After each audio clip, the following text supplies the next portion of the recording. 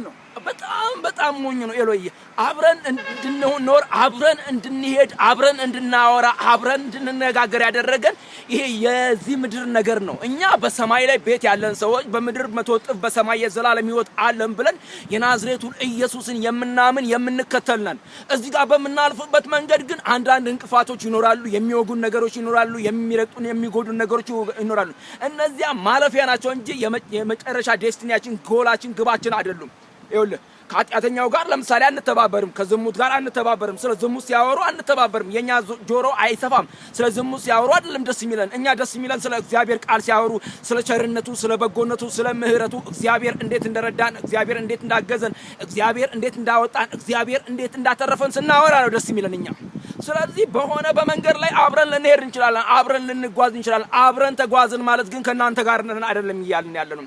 እኛ ከናንተ ጋር ምን ሆኖ እናንተ ከኛ ጋር ምትሆኑ በወንጌሉ ቃል ስታምኑ፣ የጌታን ቃል ስትከተሉ፣ ጌታን ስትሰሙና ጌታን ስታገለግሉት ነው አብረን መከተል ምን እንችላለን። ምክንያቱም ብርሃን ነንና የዓለም ብርሃን ነን። ለሌላው ብርሃን ሆነን ብርሃን ተብለን ተጠርተን በእድፋም ሰፈር መቀመጥ አይመጥነንም። ምክንያቱም ብርሃኖች ነን ተብለናል። የዓለም ብርሃን ተብለናል። ጌታ ለዘላለም ይባረክ።